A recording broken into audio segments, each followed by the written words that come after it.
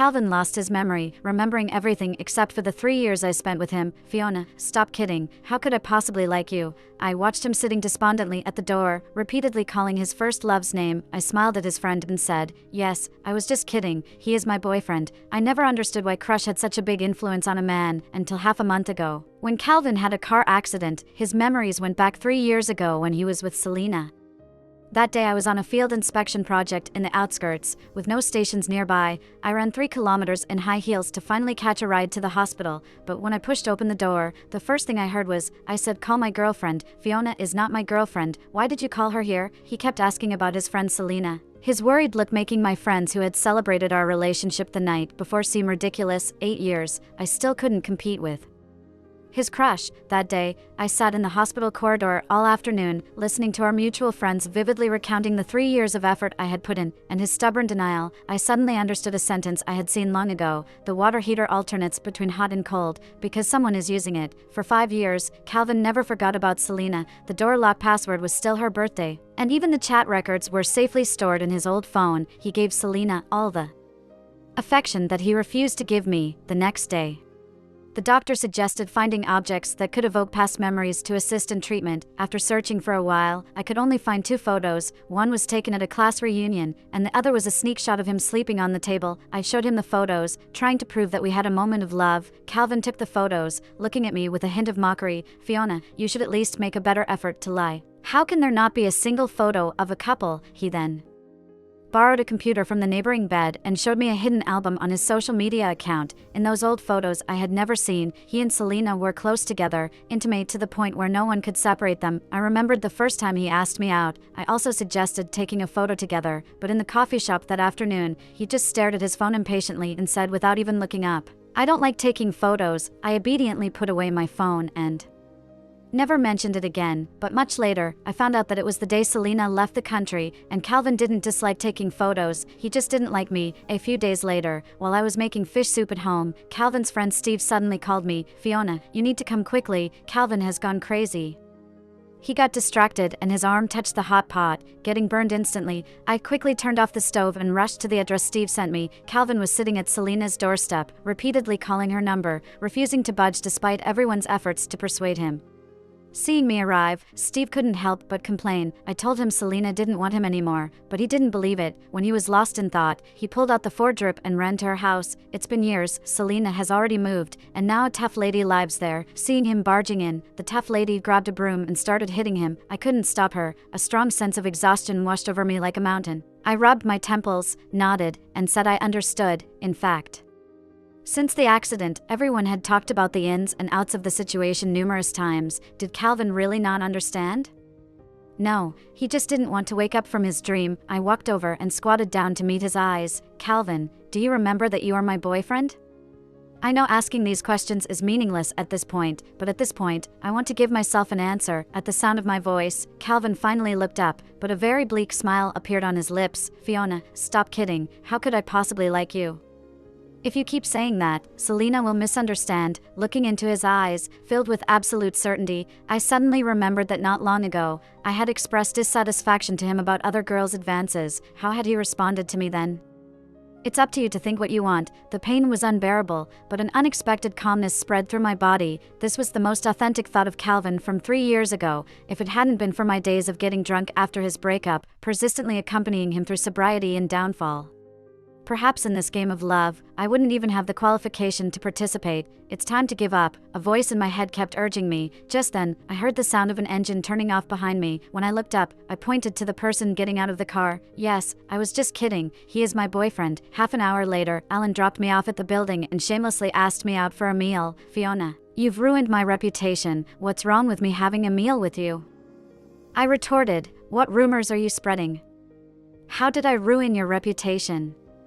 But it was too late. Almost all the customers who were relaxed eating suddenly turned their heads. Even a lady with a noodles hairstyle gave me a thumbs up, as if saying, this girl has something about her. Indeed, going out with someone like Alan always made me seem rich. He was Calvin's roommate and the #1 witness to my unrequited love over the years. In my sophomore year, when I visited their school, I ran into a thief before even entering the school. At that time, I didn't even Notice, someone suddenly jumped in front of me, a phone slipping out of his pocket, and only then did I realize I had been robbed. On the thief's back was a large footprint. The person who couldn't bear to see injustice was Alan. He stood in the crowd like that, a hint of mischief on his lips. Fiona, right?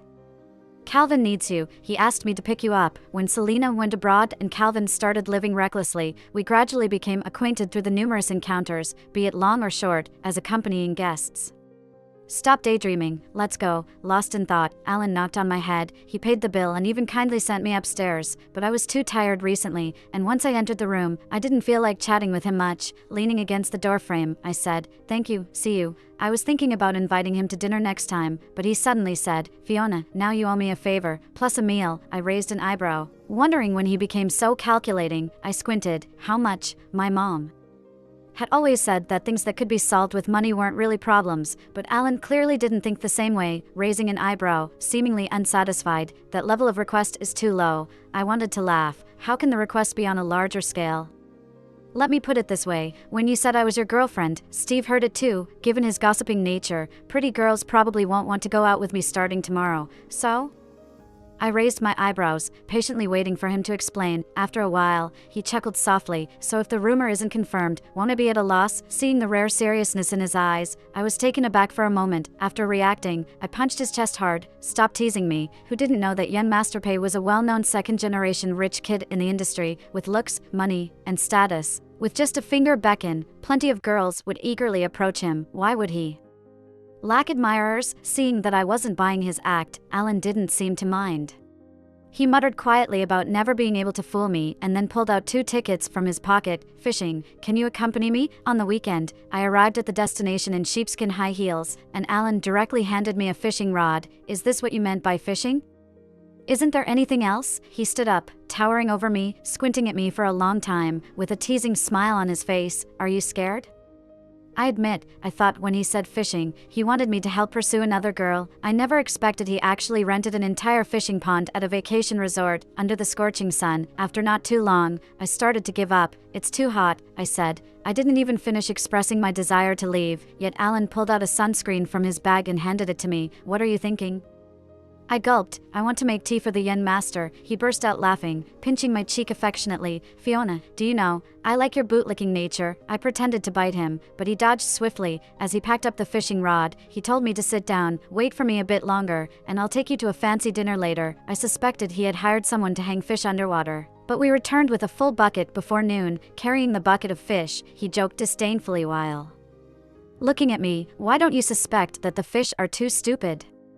They know there's no bait, but still bite the hook. When he said this, he glanced at me with raised eyebrows, clearly implying something. I was speechless, not arguing, after all. Being a backup for 8 years was a bit embarrassing. When we arrived at the restaurant, Alan handed the fish to the waiter. When I went to the bathroom, several people arrived one after another. They sat next to Alan. One of the guys named Mike saw me returning and exclaimed, "So you actually brought a girlfriend, as you said." I instinctively turned to Alan. He also happened to be looking my way, not admitting or denying anything. Just with his eyes, he signaled to me, "At this point, you can't be ungrateful."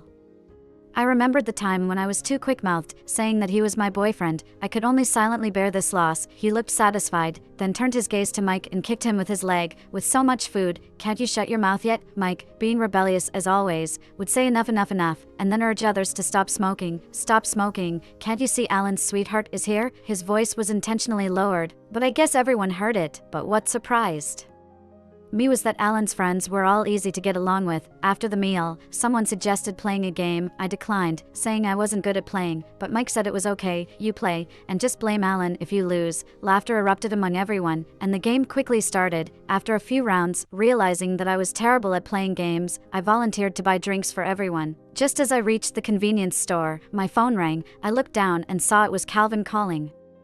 If it was in the past, I would have been thrilled the moment the phone rang, eager to share all the interesting stories with him, but this time, I just listened quietly until the ringing stopped. "Selena is coming back. Did you know?" Alan appeared behind me out of nowhere, naturally taking the drink bag from my hand. Hearing that name made my heart skip a beat. How much does Calvin love Selena? During the most popular years of their blog, countless posts were written about their love story by their college alumni. The most popular being a photo of Calvin crying on the roadside when Selena went abroad. Such a rational person could still break down so miserably because of someone's departure, but no one noticed the person full of heartache standing in the background of that photo. Me. I don't know if you've heard a lyric before. It's a movie involving three people, yet I never had a name. This aptly described the relationship among the three of us. For a long time, the name Selena felt like a thorn in my heart. Even though I no longer wanted Calvin, this feeling hadn't completely faded away. I put away my phone, walked past Alan, and started to head back. She's coming back, so what does it have to do with me? Alan caught up, striding with long legs. Have you really let go? I answered softly, barely audible, but Alan heard it, calling me a little liar. Undeniably, I wasn't as carefree as I seemed on the surface, and I never expected to meet Selena so soon after that conversation. A few days later, it was Alan's birthday, and a group of friends were invited to go sing karaoke. Pushing open the door of the private room, both Calvin and Selena were there. The three of us appeared at the same time, creating an indescribable atmosphere. Usually, I would sit next to Calvin, help him open wine, and pass fruit to him, but today, before he could react, I had already taken a seat next to Alan. Calvin didn't say much, simply took a sip of his wine. In the dim lights, Alan glanced at me, then at Selena, asking, "So beautiful. How long are you planning to stay this time?"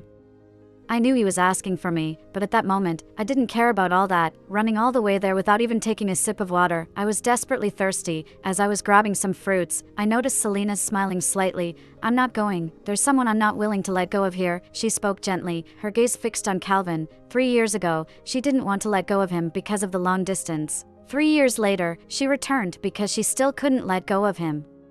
Such a typical romance storyline. Some onlookers who were not in the know immediately started gossiping, but I was surprisingly calm, because suddenly, I realized that what hurt me the most wasn't that Calvin had forgotten about me, but that even after the breakup, he would still be fine and someone would still love him. Only I was stuck in the past, holding on to that initial excitement, unable to sleep at night, feeling lost and confused, yet unexpectedly, amidst the loud sound of a kiss.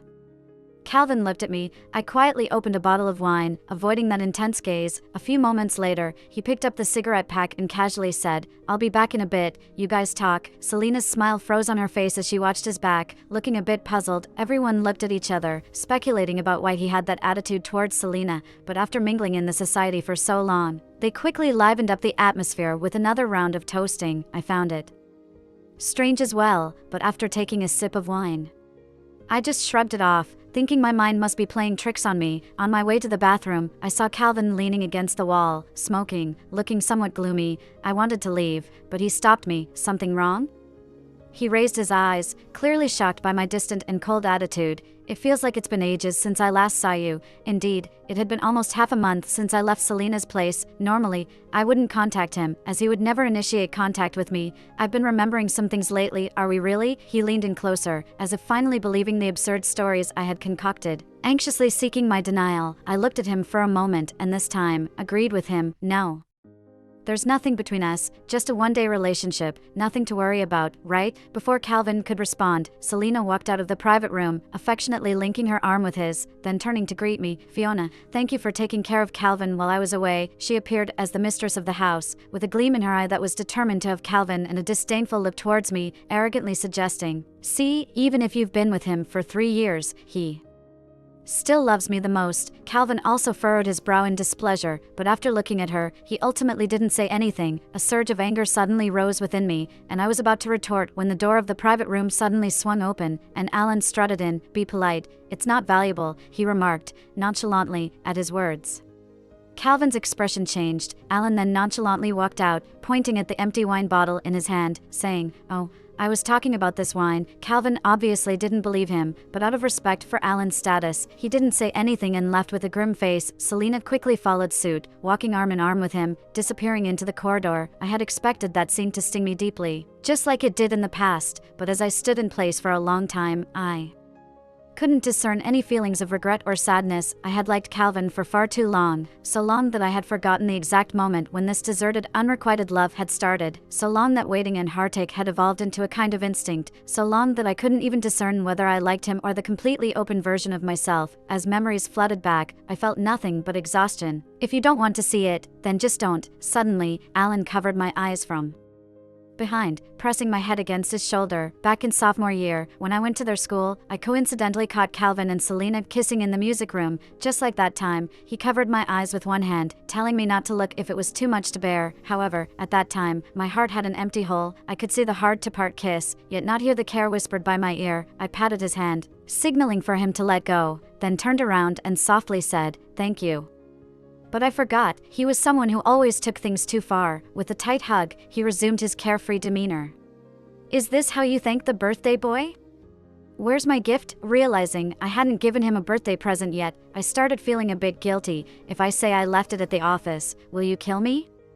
It's been quite busy in our team lately, and when I rushed out at the end of the day, I just left it on my desk." Alan licked his lips, flicked my forehead sharply. "Fiona, you're something else." At that moment, I didn't dare to confront him and hurriedly said, "I owe you one, I'll give it to you tomorrow." But Alan wouldn't let it go, grabbing my wrist firmly. Because of the force, I inadvertently stumbled into his arms. Our eyes met, and we both froze. It was my first time observing Alan up close like that. He possessed a beauty comparable to Calvin's, and when his eyes were cast down, they seemed to shine like broken diamonds. He stared at me, unmoving, until I insisted on pulling away, twisting my wrist. "Alan, I have to go home." He suddenly lowered his head. "Don't move." Before I could react, his lips were cool against mine, tasting of alcohol. It was a shallow yet tantalizing kiss that led to confusing thoughts. Everything happened so quickly that I was still dazed after he let go. "That's interest," he explained considerately. "It's just a bit of interest that I couldn't contain." The apple of interest that just wouldn't go away in his lips made him seem overly audacious. For the next few days, that kiss left me feeling restless and agitated. At the end of the day, my colleague asked if something was going on. I brushed it off, saying, "What situation could I possibly have?"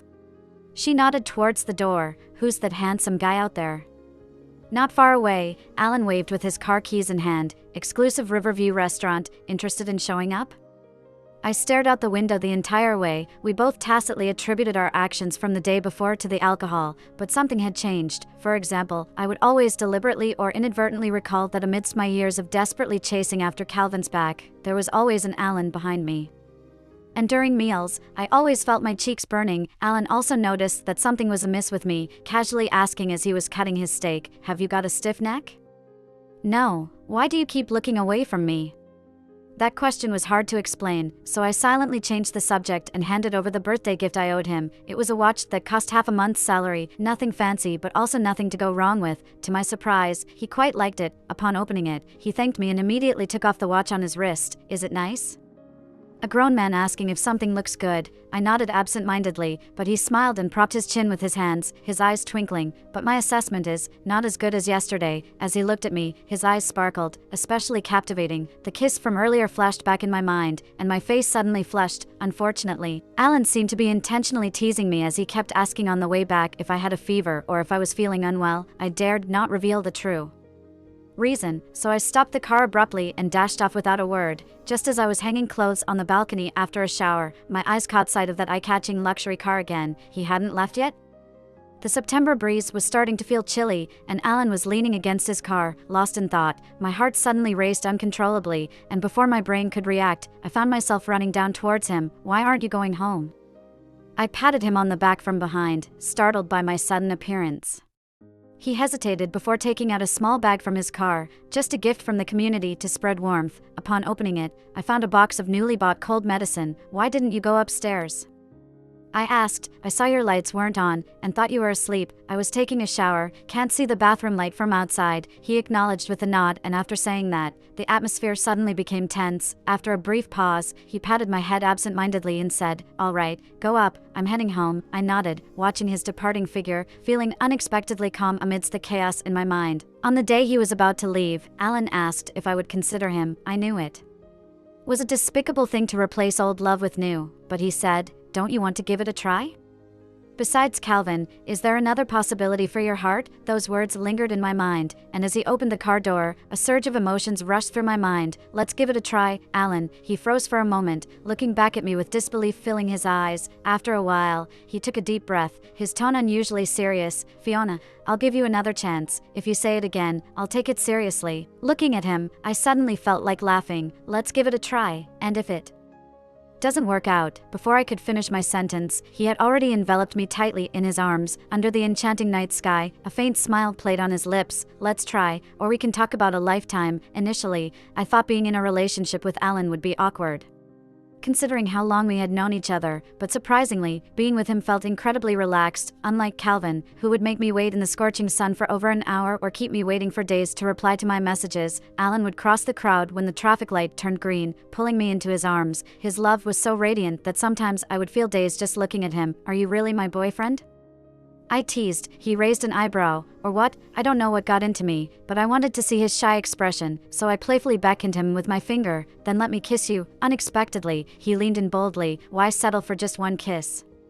2 or 3 would be just fine. He was like an affectionate big puppy, nuzzling into my neck, and then, catching me off guard, he captured a photo of me resisting his affections and posted it on social media. Even our friends commented, "All right, enough, Alan, lovey-dovey vibes are too strong every day." He replied, "Finally got my wife, why not show off to everyone?" Although I found Alan a bit over the top at times, being openly acknowledged like that gave me a strange sense of satisfaction.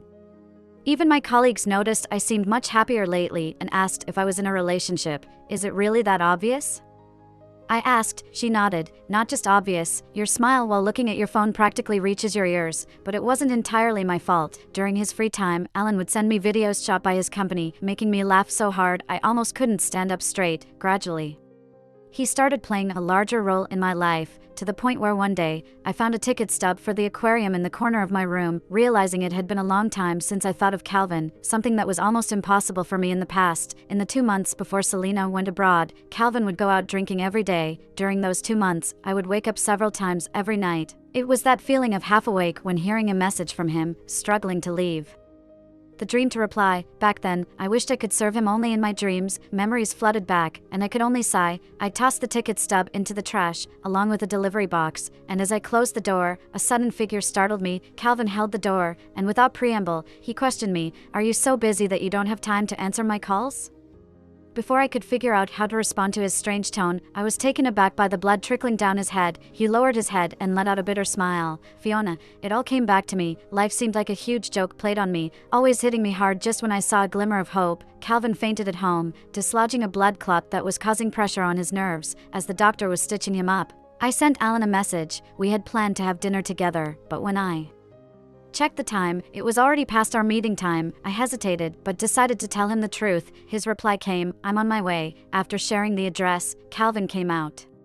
The doctor advised him to wait for another 20 minutes before leaving, so we sat side by side on a bench. In the past, it was always me who initiated conversations, sometimes pulling all-nighters to study the anime he liked just to have something to talk about. But now, that reckless courage was nowhere to be found within me. Interestingly, Calvin broke his usual silence and spoke first. "How about I treat you to dinner?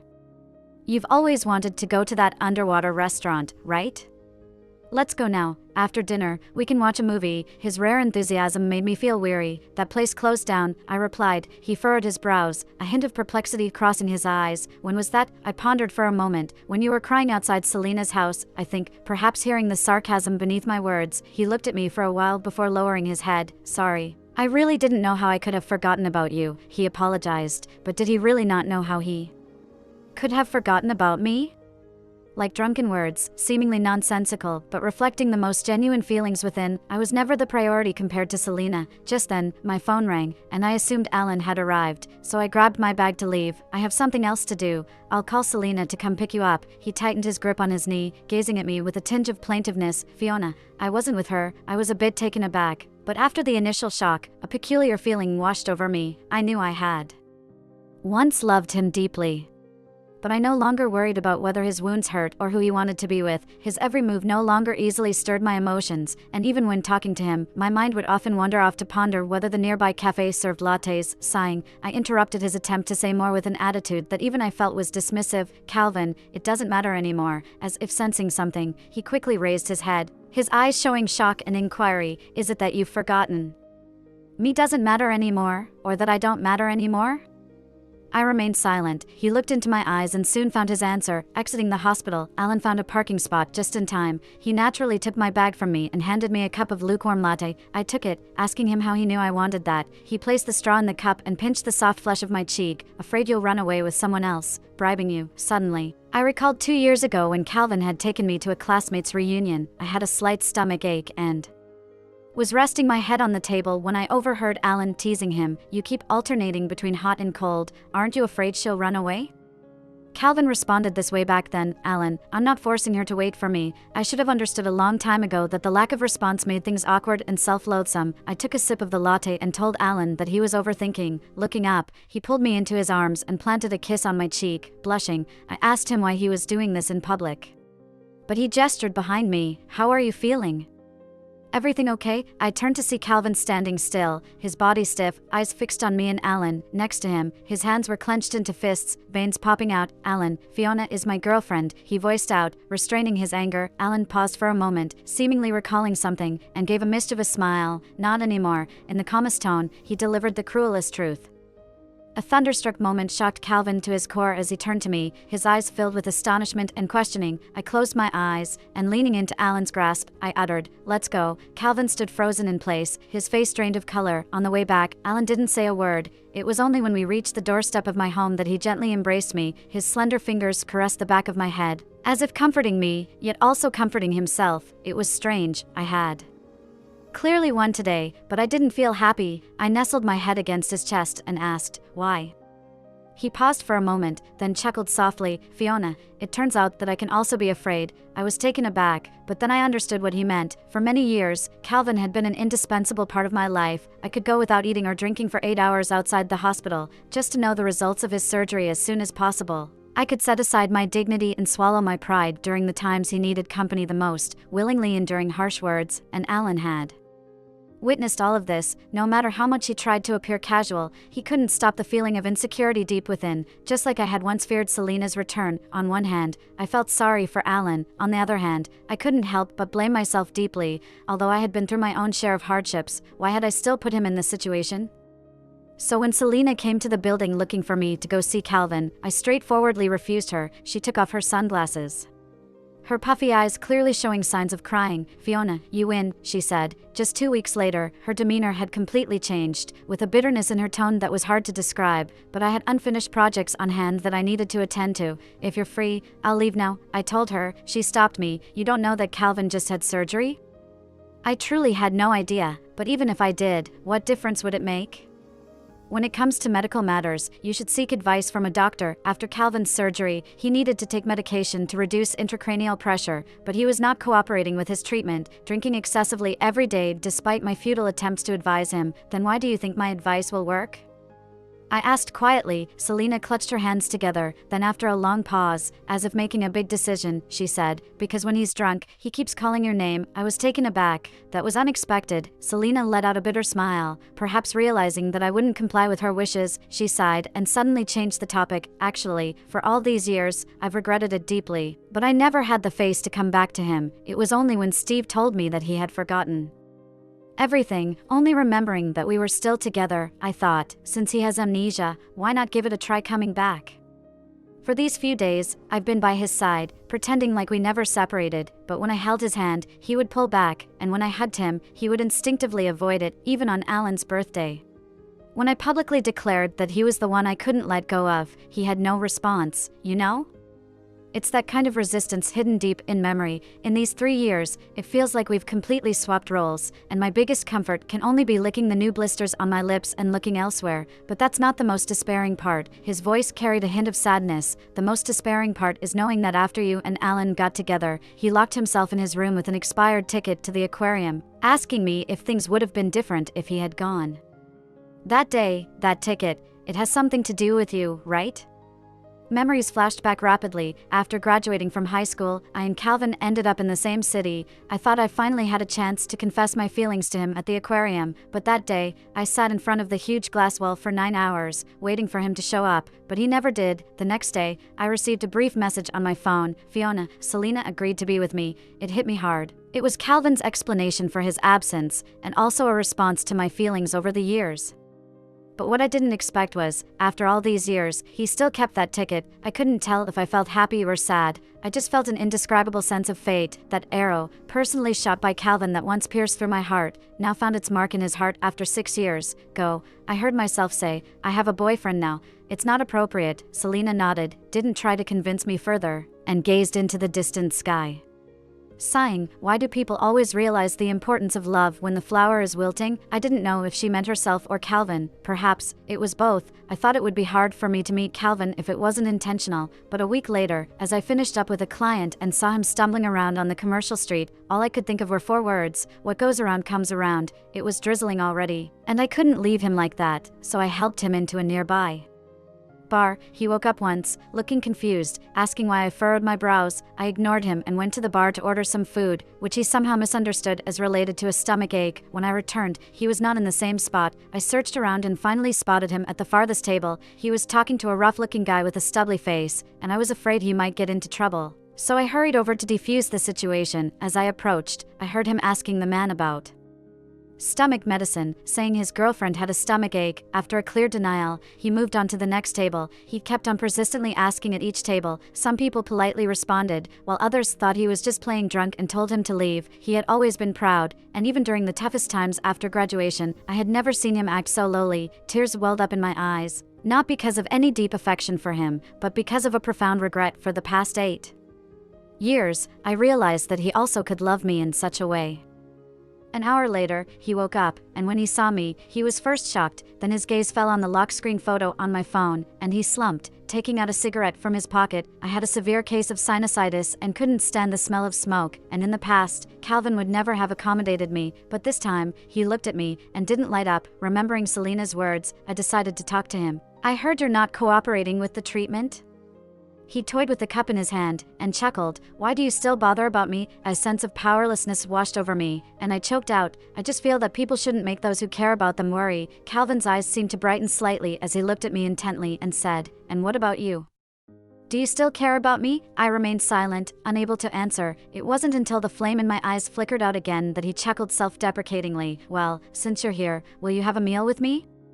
It's my birthday today. As if afraid of rejection, he added that last sentence. Years ago, Calvin's mother had a sudden heart attack on her way to buy him a cake and tragically passed away. Since then, he had never celebrated his birthday again, though he never mentioned it. I knew that deep inside, that wound in his heart had never healed. Every year, I would find various excuses to be with him. From the silent companionship at the beginning, to a bowl of noodles, to a meal, he had walked through it all bit by bit. I had been so accommodating to him all these years.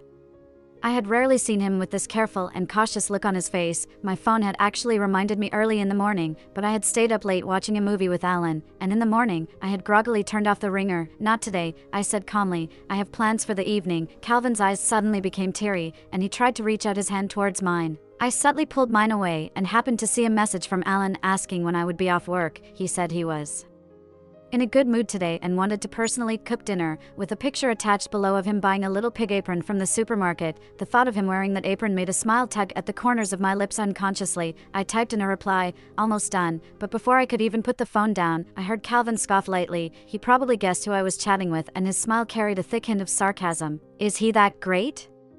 So great that you have to ditch me on my birthday to be with him? After a brief silence, I met his gaze and said, yes. It was a firm statement. Calvin lowered his eyes, and after a long while, he let out a very soft, and what about me? What am I to you? I chuckled, not sure if it was mockery or some other emotion. An ex-boyfriend, probably, I said. After that, I picked up my bag to leave, but as I passed by the table, he tightly grabbed my hand. Do you have to treat me like this? He raised his head to look at me, his voice quivering with uncontrollable emotion. You know, I only did it because I forgot. The lights shimmered.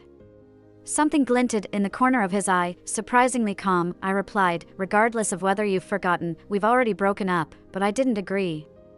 His tone suddenly turned impassioned, standing up to enclose me in his arms. Fiona, he took advantage of the situation. He seized the opportunity when I forgot you. You promised you'd always be by my side. Why did you fall for someone else in just a few months? Why didn't you wait for me? His voice trembled with emotion. In an instant, numerous images flashed before my eyes, from the shyness when we first met to the silent farewell. For that fleeting moment of attraction, I had paid the price of 8 years. 8 years, timely cutting losses is not unreasonable. I looked up and asked him, "Do you really think it was just a few months?" "Calvin, I am also a person. I get tired too. I want to be in a relationship with the person I like. I want his phone password to be my birthday, his photo album to be full of my pictures, and to be openly acknowledged and favored by him. But even before losing my memory, you never gave me any of these." His body visibly stiffened for a moment, then something warm landed on the side of his neck. "I'm sorry. I will change. Forgive me, please?" These days, I keep having dreams, dreaming of you leaving with Alan at the hospital entrance. Every day I wake up feeling like my heart is being twisted like a knife, painful to the point of not being able to breathe. I don't understand. I was the one who came to your side first. How come the person who ends up with you in the end is not me? Fiona. I really remember now. The person I love is you. This statement shook my heart fiercely. After longing for almost half my youth, it turns out that reality is not as pleasant as I imagined. 8 years later, I finally woke up. "Calvin, have you ever thought that maybe you don't love me, but the me who wholeheartedly liked you without reservation? That version of me, sincere and passionate, fervently hot, brave to the point that even I myself miss? No, Fiona, no. I truly love you." Calvin shook his head stubbornly, repeating the same words over and over again, as if this sentence was some kind of magical incantation. As long as it was said, everything could return to the starting point. But where in the world is there really magic? Once you can't go back, it's just impossible to go back. I pushed him hard, but Calvin didn't budge. It wasn't until I softened my tone and said that it hurt that the force on his body relaxed a bit. I slipped out of his embrace, and as I was leaving, unexpectedly I heard a soft, pained voice. "It hurts." When I got home, Alan had been waiting at the door for half an hour, with bags of groceries by his feet. "If you didn't come back soon, I was about to climb through the window." He stood up as soon as he saw me, although his tone seemed a bit subdued. I had intended to tell him about the encounter with Calvin today, but now I didn't know how to broach the subject. After we entered the house, Alan handed me a bag of chips and went to the kitchen to wash the vegetables, his mind seemingly elsewhere. My home had strong water pressure, and he was absent-mindedly washing the vegetables, the splashes of water hitting his white shirt, the narrow waist barely visible underneath. I suppose I have a bit of a fetish in this regard. Uncertain, I stood up to inspect, but just as I stood up, Alan's phone chimed. He probably didn't hear it, still fully focused on washing the vegetables. I thought of bringing it to him, but when I picked it up, my fingerprint unlocked the screen directly. On the screen were photos of Calvin hugging me at the bar. As I swiped up, there were 7 or 8 more photos. Some of them were read by Alan, and some were unread. The top message read, "Alan, I ran into him at the commercial street. Is this Fiona?" My mind exploded. No wonder Alan had been acting so strange today. It was because of this. I dropped the phone and rushed into the kitchen. It was a misunderstanding. I pushed him away immediately. "Since the day I've been with you, I haven't thought of going back." Today, on my way back home, I deliberately took the longest route. While on the subway, I kept asking myself whether there were still feelings for Calvin in my heart, but every image that popped into my mind pointed to the person standing before me. Though he was always carefree, during those tough moments, he was the one who stood by my side, giving me the gentlest and most steadfast support. I buried my head in his chest. "I like you now, don't be upset." Alan was stunned for a moment, before finally wrapping his arms around my waist. As he gently kissed my forehead, his voice was incredibly soft. "I know." "Do you know?" I looked up at him. "You liked him for 8 years. How many more 8 years can one person have in their lifetime?" It was impossible for you not to be affected by Calvin, and it also meant I could never interfere with that past. He tucked my stray hair behind my ear. "But so what? I won't live only for 3 or 5 years. I have many, many more 8 years ahead of me to slowly help you let go. If 1 is not enough, or 2 not enough, what about 3, 5, 10, or even 8 more?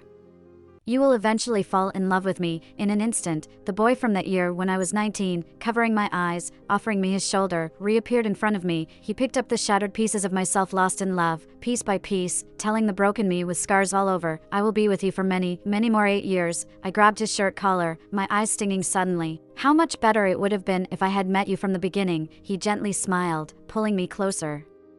"As long as it's me in the end, does it really matter if it's a bit later?" "Yes, as long as it's the right person. What difference does a little delay make?" But he couldn't hold back, warning me with a tug on my cheek. "But from now on, only I can hold you." I quickly reassured him. "I will only let you hold me from now on, only let you kiss me. Is that okay?" He was finally content with a smile. The following year, my relationship with Alan remained stable, and I hardly saw Calvin until my birthday, when I received a call from an unknown number, and after answering, there was a long silence.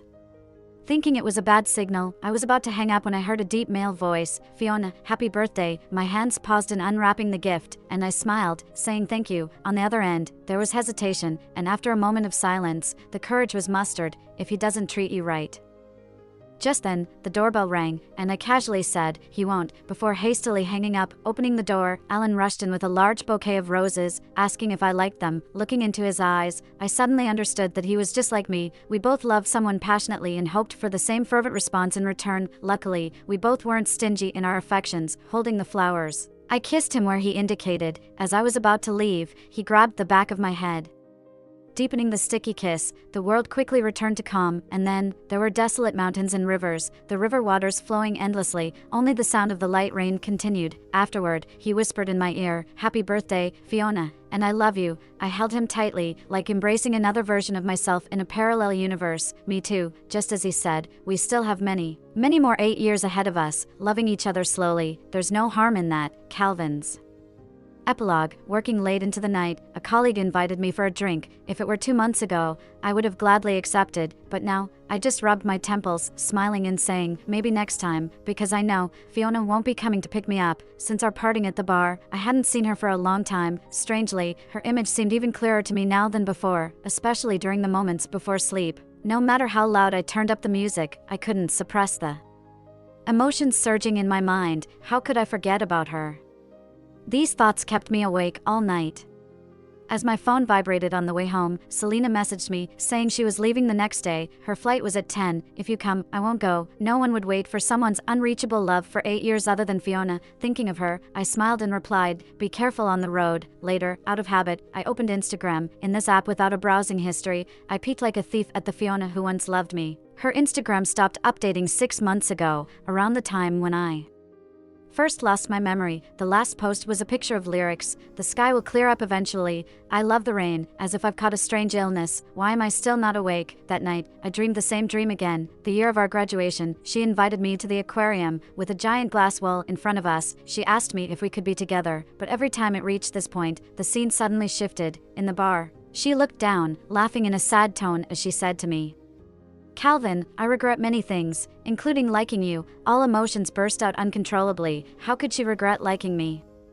She clearly liked me so much. On Fiona's birthday, it started snowing. Covered under the white snow were all the unbearable memories, making it seem as if nothing had ever happened. I took out my phone, intending to send her a birthday greeting. I hesitated in the editing box, typing and deleting repeatedly before finally summoning the courage. Yet, as I pressed the send button, a bright red exclamation mark pierced through me. Unwilling to give up, I called her.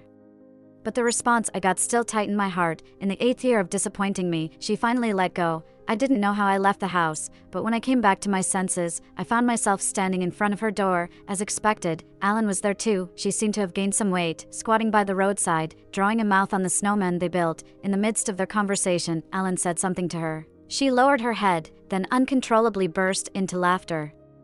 That's when I noticed she had dimples at the corners of her lips, very subtle, difficult to spot without careful observation. As they finished building the snowman, Alan said something in her ear. Blushing, she lightly tapped Alan before he pulled her into his embrace. In the snowfall, he gently kissed her forehead, and the two of them playfully entered the house, and I stood there in the snow, motionless, like a block of wood. It seemed like we shouldn't be like this, but it was also the only way it could be. A boundless loneliness enveloped me like a tide. I remembered the day we were together, when we saw a beautiful crystal ball in a street shop. Inside, there were two embracing figures, and once you wound the knob, snowflakes would fall. She pointed at the shop window, her eyes twinkling with stars, and said, "Calvin, this winter, let's watch the snow together." Remembering my response at that time, I chuckled to myself and left the gift I intended for her on the snow. As I walked away, my steps heavy. It was such a pity that we didn't make it through the winter.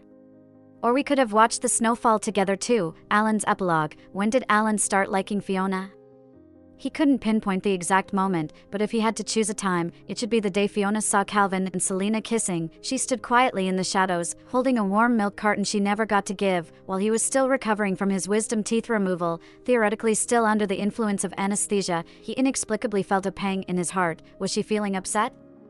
There was a moment where he yearned for the sunlight to shine on her. The thought scared him when it crossed his mind, for it meant he subconsciously cared for that girl. Caring was a more sophisticated emotion than liking. Liking a flower would make you pick it and put it in your pocket, but caring for a flower would make you want to water it every day. Slowly, he realized the flower he protected was not so fragile, especially now when she was throwing snowballs at him without reservation. Alan swiftly changed the subject. Aren't we here to build a snowman?